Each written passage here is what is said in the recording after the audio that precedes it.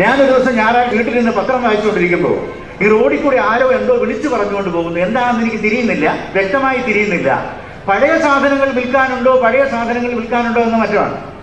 ഞാൻ ഭാര്യയോട് പറഞ്ഞു, ഇടി നീ പുറത്തു പോയി ഒന്ന് നോക്കിയിട്ട് വരൂ, ആരോ എന്തോ വിളിച്ചു പറഞ്ഞുകൊണ്ട് പോകുന്നു. ഭാര്യ പുറത്തു പോയി നോക്കിയിട്ട് എന്നോട് വന്ന് പറയുകയാണ്, നിങ്ങളെ ആരോ അന്വേഷിക്കുന്നു.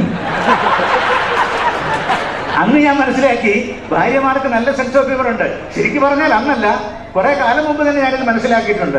എന്റെ ഇളയ മകൻ അന്ന് പ്രൈമറി സ്കൂളിൽ പഠിക്കുന്ന കാലത്താണ്. ഒരു ദിവസം അവൻ എന്നോട് വന്ന് പറഞ്ഞു, അച്ഛാ വിനോദയാത്രയ്ക്ക് പോകാൻ പണം ആവശ്യപ്പെട്ടുകൊണ്ട് ഒരു കത്ത് എഴുതിക്കൊണ്ട് വരണമെന്ന് ടീച്ചർ പറഞ്ഞിരിക്കുകയാണ്, അച്ഛൻ എന്നെ ഒന്ന് സഹായിക്കണം. ഞാൻ പറഞ്ഞു, മോനെ എന്തിനും ഏതിനും അച്ഛനെ ആശ്രയിക്കുന്നത് നല്ലതല്ല, നീ തന്നെ ഒരു കത്ത് എഴുതിക്കൊണ്ട് വരൂ, തെറ്റുണ്ടെങ്കിൽ ഞാൻ തിരുത്തി തരാമെന്ന് പറഞ്ഞു. അവൻ കത്ത് എഴുതിക്കൊണ്ട് വന്നു. ഞാൻ മോനോട് ആവശ്യപ്പെട്ടു, മോനെ ഒന്ന് വായിക്കൂ എന്ന് പറഞ്ഞു. അവൻ കത്ത് വായിച്ചു. ആ കത്തിന്റെ സംബോധന കേട്ടപ്പോൾ തന്നെ അക്ഷരാർത്ഥത്തിൽ ഞാൻ കോരിത്തിരിച്ചു. എന്താ കാര്യം അറിയാമോ? എന്റെ ജീവിതത്തിൽ ഇത്രയും വാത്സല്യമുള്ള ഒരു സംബോധന ഞാൻ കേട്ടിട്ടില്ല. എന്റെ മകൻ എന്നെ കത്തിലൂടെ സംബോധന ചെയ്തിരിക്കുന്നത് എങ്ങനെയാണെന്ന് അറിയാമോ?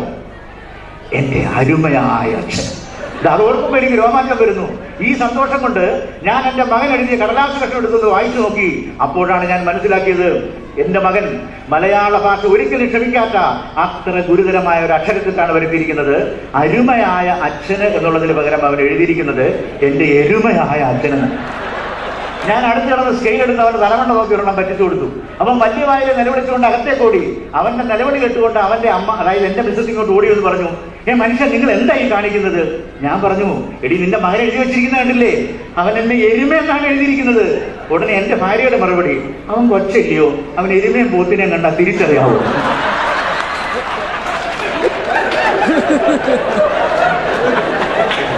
അന്ന് ഞാൻ മനസ്സിലാക്കി, ഈ ഭാര്യമാര് മോശക്കാർ